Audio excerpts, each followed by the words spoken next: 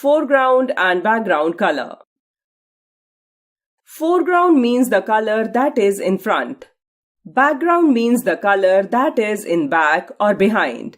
To select the foreground and background color, click on Color 1 and Color 2 respectively. To use foreground and background color, follow these steps. Step 1. Click on the rectangle shape from the Shapes group. Step 2. Click on the type of fill you want, for example, solid color. Step 3. Now click on Color 1 and choose a color from the Colors group. This will be the outline of the shape. Step 4. Click on Color 2 and choose a color from the Colors group.